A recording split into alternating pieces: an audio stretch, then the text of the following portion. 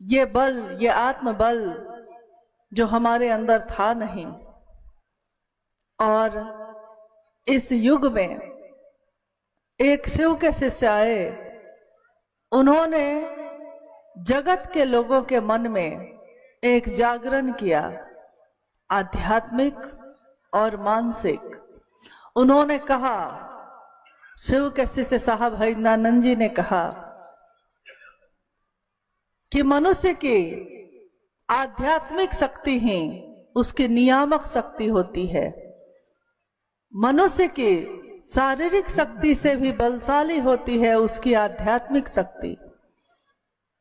शारीरिक तब मजबूत होता है जब मन मजबूत होता है, मन तब मजबूत होता है जब शिव का सानिध्य उसको मिलता है। कितने युग आए, आपने इतिहास सुना, उस इतिहास में आपने ये सुना कि शिव के अनेक स्वरूप पूजित हुए, अनेक रूप ऐसे आए धरती पे जो पूजे गए, आज भी जिसकी पूजा होती है। और असंख्य लोग हैं जो विभिन्न स्वरूपों में पूजा करते हैं शिव की। कहीं पे संसार को जहाँ भय से भय लगता है, उस भय को भी जिससे भय लगता है महादेव से, महादेव का एक रूप है महाकाल का। महाकाल, काल के भी जो नियंत्रक है, काल के भी जो नियंत्री देवता है, महादेव को कहा गया महादेव। असंख्य देवता हैं, असंख्य देवी हैं, उन सभी देवी देवताओं के भी जो देव हैं, उससे भी जो ऊपर है, जो शिखर पे बैठा है, उसको कहा गया महादेव। जीवन और मृत्यु के चक्र से जो बाहर निकालते हैं, अपनी करुणा से जो मुक्त करते हैं, उनको कहा गया महामृत्युंजय। नटराज के रूप में जिनकी थाप से होता है, रहता है और उसका लय हो जाता है, नटराज शिव। अघोरों के भी ईश्वर अघोरेश्वर शिव, कपालिकों के भी जो ईश्वर है कपालेश्वर शिव, और तमाम तरह की जितनी भी ऊर्जा हो सकती है धरती पे या ब्रह्मांड में या पूरे कोने कोने में, उस सब के अक्षय स्रोत है वो। एक तरफ तो ऐसा रूप है और दूसरे तरफ भोला भी है, उमा के पति भी हैं, गृहस्थों के सरकार आदर्श भी हैं। इसीलिए उनको गृहस्थों के भी ईश्वर कहा गया। गृहस्थ आश्रम जिनके आदर्श को देखकर, जिनको देखकर अपना आदर्श मानता है, वो शिव करुणावतारम है वो। यानी उनके सहस्र नाम हैं, नामों की गिनती नहीं हो सकती। जिसने जैसा जाना उसने वैसा नाम दे दिया। वो शेष हैं, अशेष हैं, विशेष हैं। जो उनको जैसा धार ले वो उसके जैसा भेष है। उसी के नाथ हो लिए जो उनके साथ हो लिया। महादेव कौन है? क्या वो सिर्फ भगवान है और हम सबसे बहुत दूर है? महादेव भगवान है, लेकिन हमारे रोम रोम में बसते हैं। धरती के कण कण में जिसकी व्याप्ति है, जिनकी शीश शिक्षा के कारण ये सृष्टि है, वो महादेव जगत का गुरु भी है। जगत गुरु महादेव भी है। आदि गुरु महादेव भी है। आदि गुरु का अर्थ होता है जहां से प्रारंभ हुआ है, जहां से शुरू होता है। क्योंकि हम अक्सर कहते हैं आदि है, अनंत है, आदि अनंत शिव। यानी आदि तो है, प्रारंभ है, लेकिन अंत नहीं है, अनंत है। मनवंतरों तक जिस शिव के नाम की गूंज होती ही रहेगी, हम आएंगे जाएंगे, फिर आएंगे फिर जाएंगे, परंतु शिव है तो है। उस शिव के बारे में आदि गुरु शिव को साहब श्री हरिनानंद जी ने, शिव के शिष्य ने कहा कि हम सबके भी गुरु हो सकते हैं। वो सिर्फ देवताओं के नहीं हैं। शिव एक ऐसी सत्ता का नाम है जो गुरु के रूप में भी अगर देवताओं के हैं तो राक्षसों के भी हैं। देवताओं के गुरु का नाम कहा गया बृहस्पति है और बृहस्पति के गुरु माने गए शिव। यानी देवताओं का भी कोई अगर गुरु है तो उसके भी गुरु हैं शिव। राक्षसों के गुरु माने गए शुक्राचार्य और उनका भी गुरु कोई है तो शिव। यानी राक्षसों के भी गुरु का गुरु शिव है। तो स्वाभाविक है कि जितने भी इंसान होंगे, जितने भी शरीरधारी गुरु होंगे, सभी शरीरधारी गुरुओं का गुरु भी कोई होगा तो कौन होगा? शिव। आदि कोई होगा तो आदि गुरु है तो आदि शिष्य भी कोई होगा। जो पहली बार जब गुरु की कल्पना सामने आई है तो पहली बार कोई शिष्य भी होगा। जब पहली बार कोई डॉक्टर बना,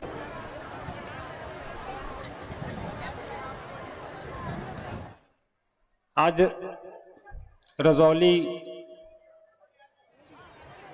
की इस भूमि पर आपसे मिलने का सौभाग्य प्राप्त हो रहा है।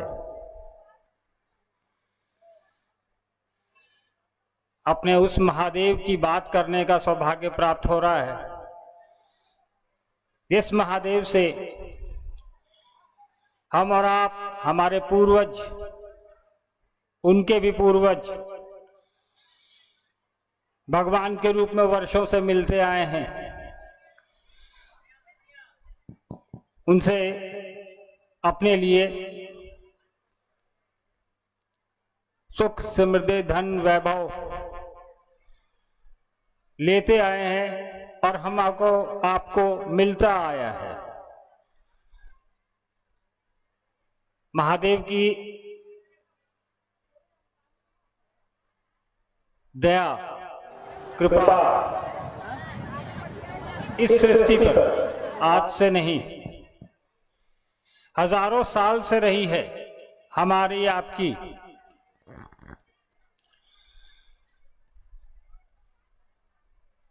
पूरी सृष्टि की नजरों से जब आप महादेव के स्वरूप को देखेंगे तो हम और आप पाएंगे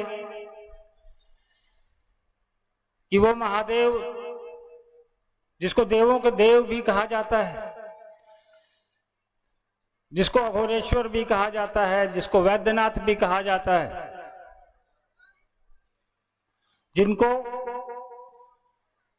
कई एक नामों से हम और आप संबोधित करते हैं और हर नाम का एक स्वरूप है। और उस महादेव का इतिहास हमारी इस पृथ्वी पर तकरीबन 10,000 साल से पुराना है, उससे भी ज्यादा कहें तो।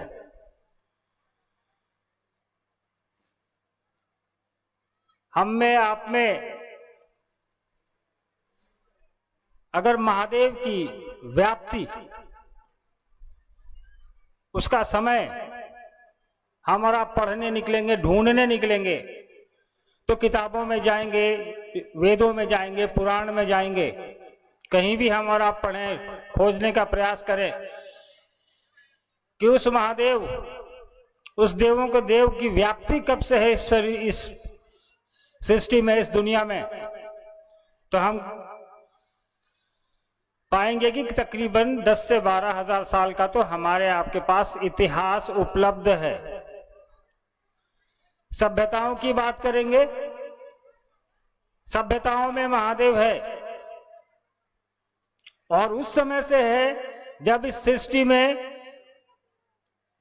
न कोई धर्म था, न कोई जाति थी, सिर्फ और सिर्फ एक ही सभ्यता थी और संस्कृति एक ही थी। संस्कृति यानी शिव, जिस संस्कृति में वास करते हैं, जिस संस्कृति में शिव की व्याप्ति है, सभ्यताओं में आप देखेंगे, इतिहास अगर पढ़ेंगे तो सभ्यताएं कई आई और कई चली गई, नष्ट हो गई। जो भी छात्र रहे होंगे इतिहास के, या जिन्होंने भी शिव के बारे में पढ़ा होगा, उनको यह ज्ञात होगा, उनको यह पता होगा कि शिव की व्याप्ति कब से है हमारे आपके बीच।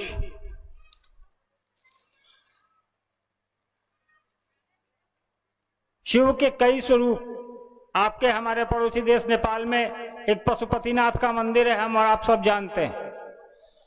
उस पशुपतिनाथ की जो मूर्ति है, जो उनका स्वरूप है, वो इतिहास में आज से 10,000 साल पहले पशुपतिनाथ की मूर्ति हम लोगों को इतिहासकारों ने ढूंढ के दी, जो हमारे आपके बीच आज भी है, लिखित भी है।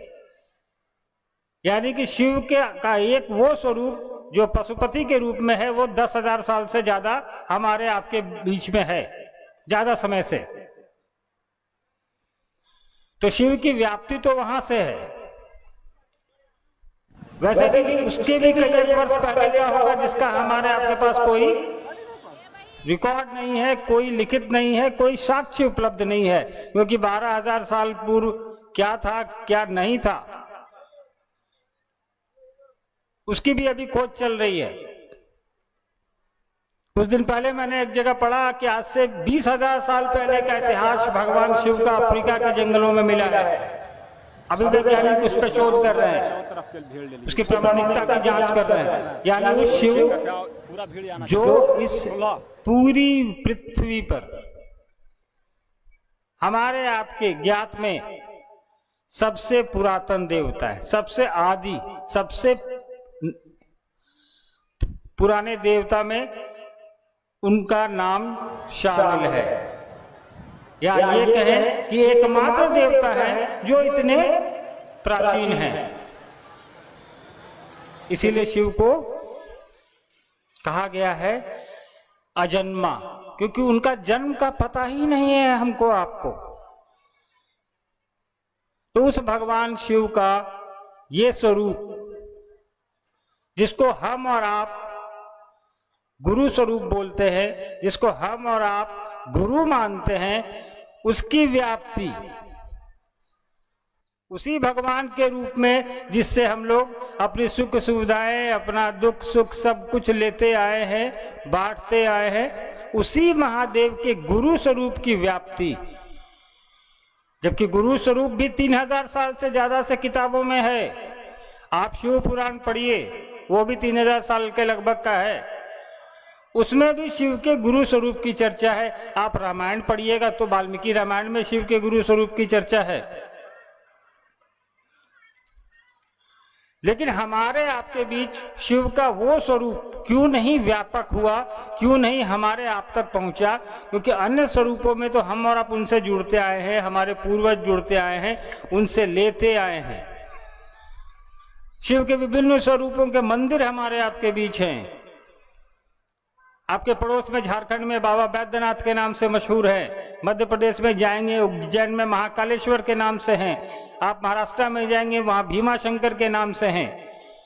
तो सभी मंदिरों की अलग अलग विशेषताएं हैं, अलग अलग स्वरूप है। भगवान देवता वही है, महादेव वही है, स्वरूप अलग है, परिणाम हम और आप अलग अलग तरीके से अलग अलग मंदिरों में जाके उनसे ढूंढते हैं और हमको आपको मिलता है, तभी हम और आप जा रहे हैं। वरना कोई क्यों जाएगा बाबा धाम 110 किलोमीटर पैदल चल के?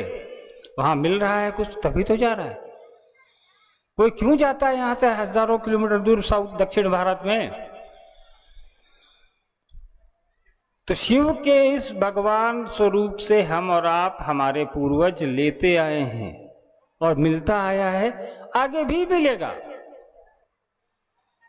उनको भोले बाबा भी कहा गया है।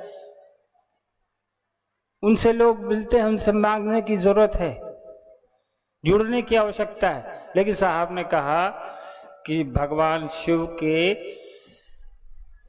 इस स्वरूप से साहब ने भी अपना जुड़ाव महसूस किया।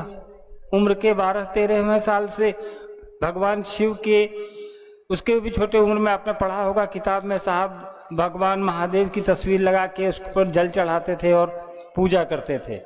तो शिव से जुड़ाव तो साहब का पुराना रहा है, बचपन का रहा है।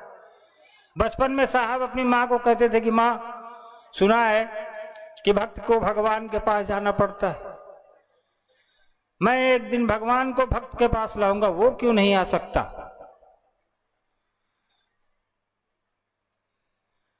तो साहब ने जो श्मशान में 20 साल, 10 साल, 15 साल का समय लगातार बिताया, कभी कब्रिस्तान गए, कभी श्मशान गए, मंदिरों में गए, मज़ारों पर गए, शारीरिक सांसारिक सानिध्य में रहे लोगों के, गुरुओं के, बहुत कुछ सीखा। लेकिन अंत में क्या मिला? बाकी आपको बहुत सारे लोगों ने बताया होगा, आपने पढ़ा भी होगा, साहब के जीवन के कई रहस्य पुस्तकों में भी लिखित हैं। खैर विषय वो नहीं है हमारा। विषय है कि साहब ने शिव के इसी स्वरूप से हमको आपको जुड़ने को क्यों कहा। इतिहास में शिव की व्याप्ति कितनी है, कहाँ है? तो इतिहास में तो शिव के अलावा कोई थे ही नहीं, ना है अभी, ना आगे होगा। क्योंकि दुनिया में जितने देवता भी हैं उनके भी देव वही हैं, जो दुनिया में जितने भगवान हैं उनके भी भगवान वही हैं। दुनिया में जितने सांसारिक गुरु हैं, जो शारीरिक गुरु हैं, उनके भी गुरु वही हैं। साहब ने हमको आपको कहा, जब सबका गुरु वही है, आप उसके पास जाएंगे तो वो भी आपको उसी के पास भेजेगा। तो साहब ने कहा कि जब सब वहीं भेजता है तो हम सीधे वहां क्यों नहीं जाएं? जब इससे नवादा के सबसे अच्छे स्कूल में सबका एडमिशन फ्री में होना है, सबके बच्चे उसमें पढ़ सकते हैं, सब उसमें जा सकता है, वहां कोई फीस नहीं लगती है, वहां जाने के लिए कोई भाया मीडिया की जरूरत नहीं है आपको, हमको, तो हम और माध्यम क्यों पकड़ें? हमको साहब ने बता दिया कि महादेव का जो स्कूल है फ्री का है, खुला हुआ सबके लिए है और सबसे बढ़िया है। जाने का साहब ने तरीका भी समझा दिया, जाने का रास्ता भी दिखा दिया।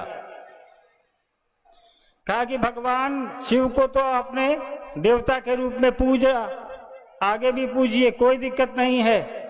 जिस भगवान की पूजा करते हैं करते रहिए, जो खाते हैं खाते रहिए, जो पहनते हैं पहनते रहिए। बस उससे एक और रिश्ता बना लीजिए कि शिव गुरु का भी काम करते हैं। साहब का जो ये निचोड़ है 40 साल का, वो उन्होंने हमको आपको दिया 3 सूत्र के रूप में। आज वो 3 और सूत्र साहब के आदेशानुसार, निर्देशानुसार हम लोगों के बीच लेके जा रहे हैं। तो साहब का जो वो 40 साल का परिश्रम है, साहब का जो त्याग है, साहब का जो वो जुड़ाव है भगवान शिव के प्रति, वो उसका प्रतिफल है। वो ये साहब के दिमाग की उपज नहीं है 3 सूत्र। साहब को किसी ने दिया, साहब ने आपको और हमको ट्रांसफर कर दिया। बीच में साहब ने कोई कॉमा फुल स्टॉप नहीं लगाया। तो देवता के रूप में हमने अपने पाया है। एक गुरु के रूप में जुड़ाव कितना आवश्यक है, ये हम और आप बीती हुई कहानियों से भी समझ सकते हैं। महादेव का सबसे बड़ा भक्त कौन था, जिसके बारे में हम और आप जानते हैं, किताबों में पढ़ा है। महादेव का बहुत बड़ा भक्त था रावण, जिसके पास त्रिलोक की शक्ति थी वो भी महादेव ने दी, जिसके पास सोने की लंका थी वो भी महादेव ने दी, जिसके पास सब कुछ था जो एक आदमी को राजा के लिए आवश्यक होता है, राजा बनने के लिए, महादेव की तपस्या और साधना करके उसने प्राप्त किया। इतनी ताकत उसको दी कि उससे देवता भी डरते थे। लेकिन नतीजा क्या हुआ रावण का? अंत में उसकी मृत्यु कैसे हुई? उसने गलत क्या किया? जो इतना विद्वान है, इतना ताकतवर है, पूरे सोने की लंका का मालिक है, उसको एक गलती करने की जरूरत क्या पड़ गई? उसने क्यों हरण कर लिया सीता माता का? इसके पीछे कभी हमने आपने सोचा है क्या आवश्यकता थी उसको? उसकी जो रावण की धर्मपत्नी वो खुद बहुत खूबसूरत महिला। देखिए यहां पर समझ विकसित करने की जरूरत है हमको। आपको साहब यहां पे कहते हैं कि उसे सब कुछ ले तो लिया महादेव से, लेकिन जिस चीज की सबसे ज्यादा जरूरत थी उसका अभाव था रावण के जीवन में। वो था ज्ञान। ज्ञान उसके अंदर उतरा ही नहीं कि इस सत्ता का, इस ताकत का इस्तेमाल हमको करना कैसे है। महादेव से ही उसने सब लिया, भगवान के रूप में लिया, देवता के रूप में लिया, औघड़दानी के रूप में लिया, भोले बाबा के रूप में मांगा उनसे, वो देते चले गए। लेकिन जो गुरु के रूप में इसको चाहिए था, गुरु उसने महादेव के गुरु स्वरूप से उसका जुड़ाव था ही नहीं। नतीजा क्या हुआ कि दुनिया की जो ताकत उसको मिली उसका उपयोग कैसे करना है, उसका किस रूप में इस्तेमाल करना है, सब महादेव ने किस लिए आपको वो चीजें दी हैं, वो समझ उसके अंदर विकसित नहीं हुई। नतीजा रावण ने गलतियां की ज्ञान के अभाव में और वो मारा गया। तो साहब कहते हैं कि संसार में गुरु की आवश्यकता जरूर है, लेकिन आध्यात्मिक आपके मानस पटल पे जो चीजें अंकित हैं उसके अंदर जो समझ विकसित होगी वो एक आध्यात्मिक गुरु ही कर सकता है।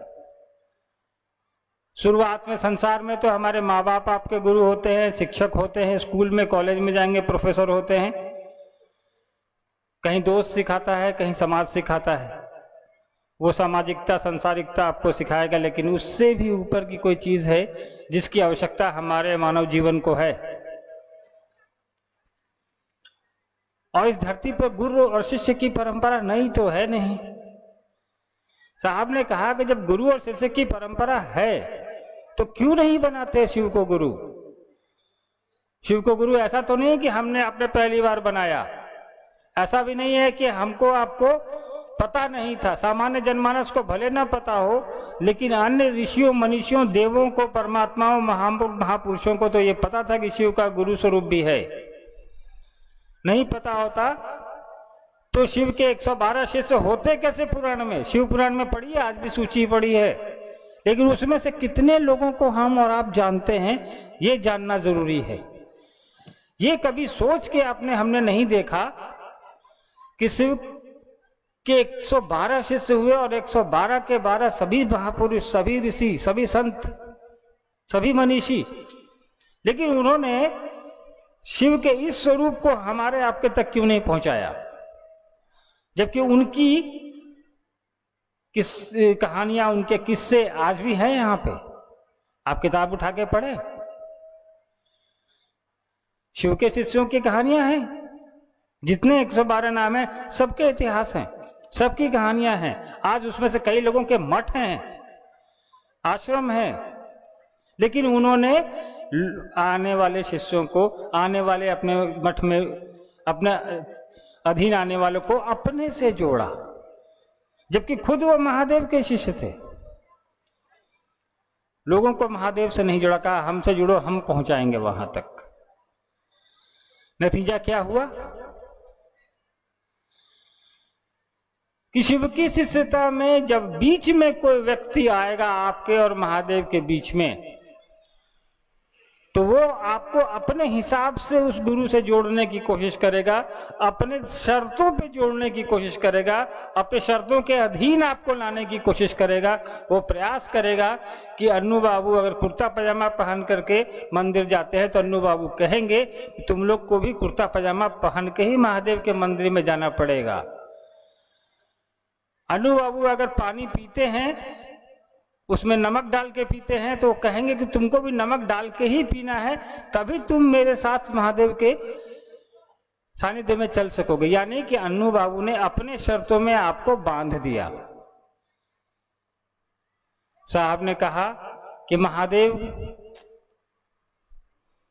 भगवान के रूप में आपको शर्तों में बांध सकते हैं, देवता के रूप में बांध सकते हैं, एक गुरु के रूप में कैसे बांधेगा? गुरु शिष्य के लिए कोई शर्त नहीं लगा सकता, कोई बंधन नहीं लगा सकता। शिष्य बाध्य नहीं है, शिष्य तो सीखने आया ही है।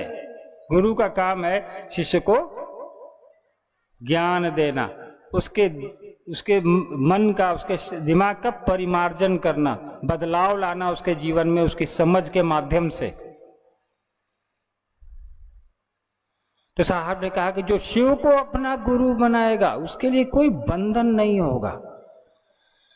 साहब ने नहीं कहा कि तुमको शिव को गुरु बनाने के लिए गेरुआ वस्त्र पहन के आना पड़ेगा।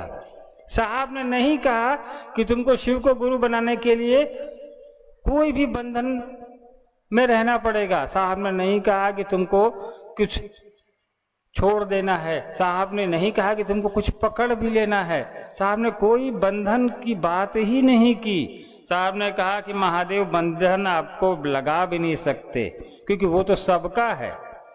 जो मांसाहार करता है उसका भी है, जो नहीं करता है उसका भी है, जो